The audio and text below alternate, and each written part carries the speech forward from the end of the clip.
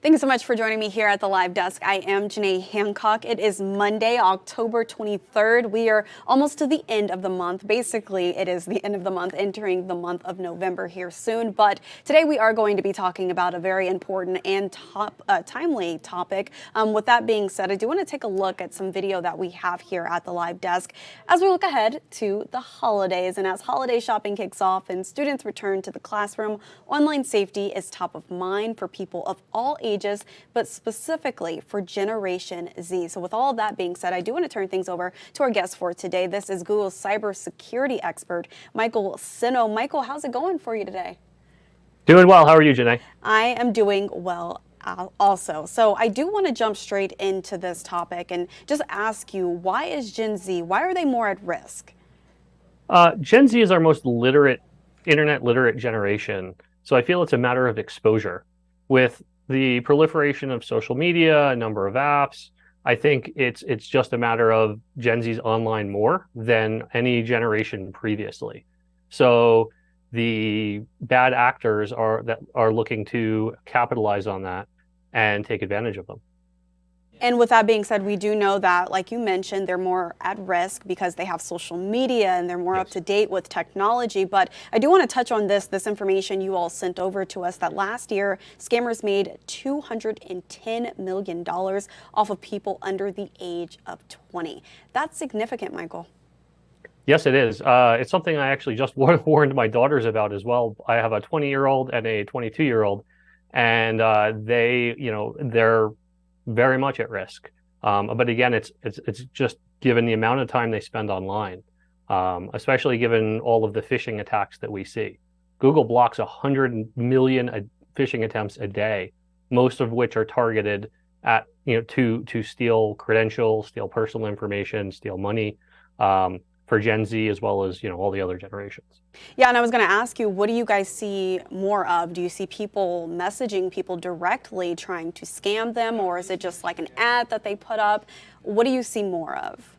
It can range. You'll see it via email. You'll see it via chat messages. You can see it via text messages. I actually just got one this morning claiming to be the United States Postal Service trying to get me to click on a link, or even phone calls. And I think the key is here is to use common sense.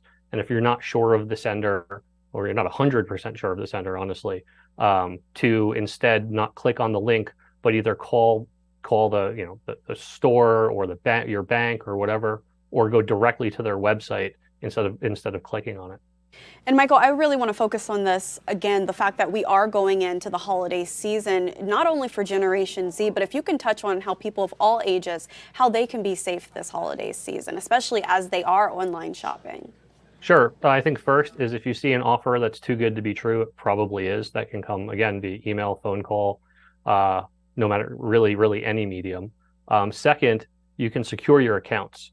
So we just recently rolled out a new technology called passkeys that will allow you to log in with just your face scan or fingerprint rather than having to use a password and username. So it makes logging in much easier, but it also makes it much more secure and pretty much negates phishing attacks. But we realize that not everybody's there and not all websites are there.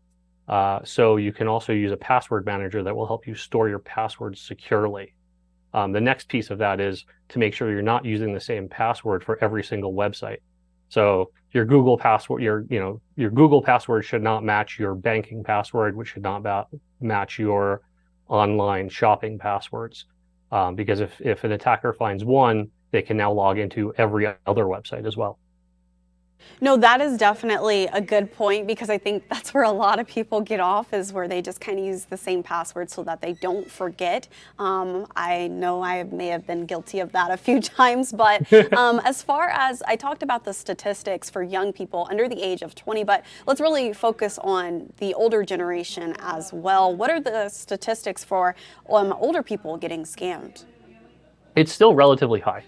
Older people are targets. My mother, she frequently gets phone calls from people claiming to be the Social Security Administration and wanting all of her personal information. But we've trained her over a course of time to just hang up on them and then call me and let me know that it happened so I can validate that she did the right thing.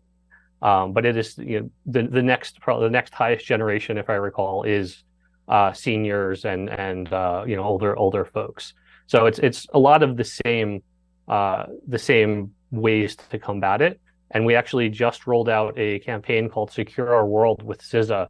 That's the Cybersecurity and Infrastructure Security Agency, that will show people how to spot these things, like how to secure your password, how to turn on two-step verification, how to spot phishing.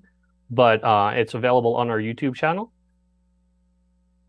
Perfect. And also really fast, Michael, before I let you go, taking another look at that file video that we have here at the live desk, I also want to touch on this, the fact that it is Cybersecurity Awareness Month. I didn't even know that was a thing within the month of October, but speak a little bit more about that significance and why this is so important and that we raise awareness for cybersecurity.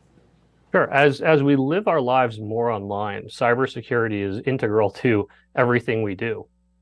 Shopping, banking, how we communicate with our families.